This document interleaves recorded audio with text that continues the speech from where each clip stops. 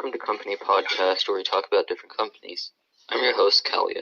Today we'll talk about IQVIA's current state in 2020, and we have a few experts that joining us. Please introduce yourselves.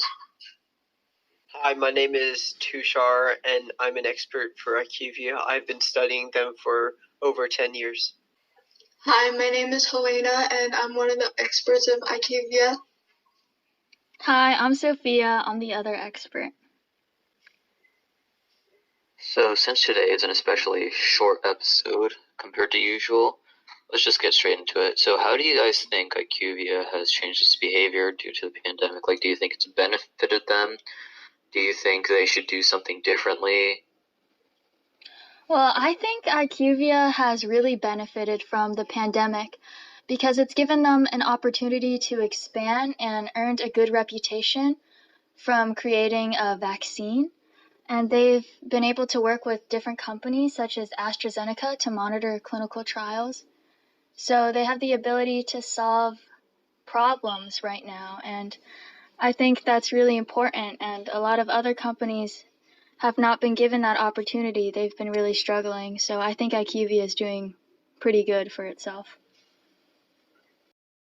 Yeah, I agree with Sophia because IQVIA is doing really good in its run in making the vaccine, and it's adapting to all the changes and everything.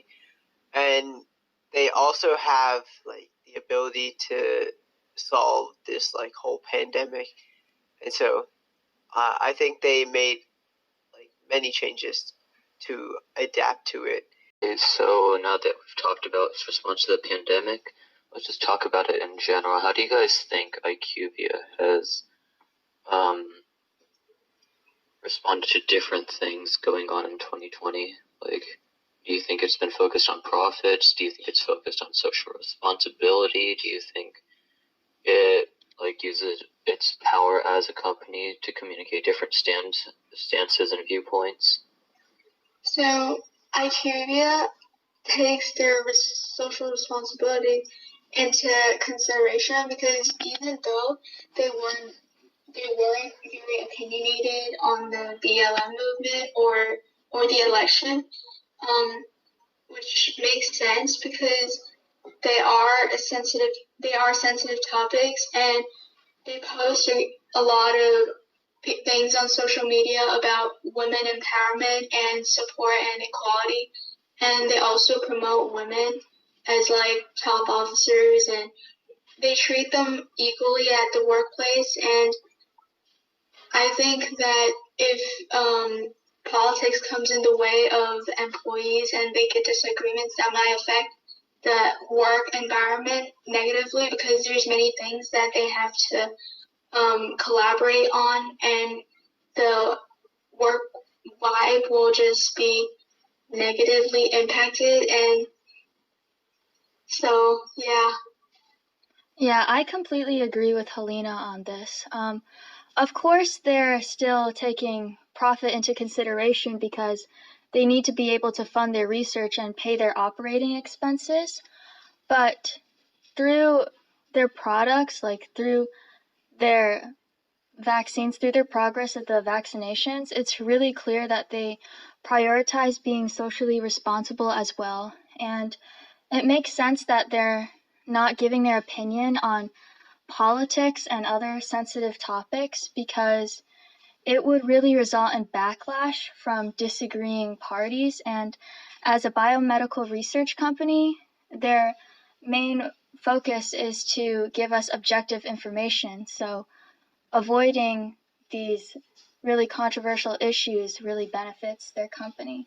So in other words, I think they're really using their social media to promote positive ideas and just create a welcoming environment for their employees where they all feel equal, they all feel represented. Yeah, I totally agree with you both because I think IQVIA knows that these topics will bring controversy. I think that they should focus more on BLM because this will help promote equality and social trust in the workplace. which will allow them to prosper and succeed in the future. But some ways that they do take social responsibility is in just as both of you said, they value all of their employees, including like both genders. They value them to the highest standard. I think we should start wrapping up now. Do you guys have any closing remarks? Anything you guys wanted to talk about but we didn't get to cover? Yeah, what's your opinion on this? One thing I would like to add is that since IQVIA is a medicine company, they have investors, right? So they wouldn't, you guys sort of touched up on this when you guys were talking about how they don't want to result in backlash, but it's not necessarily backlash, it's more like they don't want to lose their customers or investors by stating their own public opinion. That's why they haven't really allied themselves with a party, allied themselves with a group or anything like that. They're mainly just focused on getting medical research out. And I think that's all for today. Thank you guys for listening. It's been a pleasure. I'm your host, and this is Company Podcast. Yeah, thank you for having us. Bye. Thank you.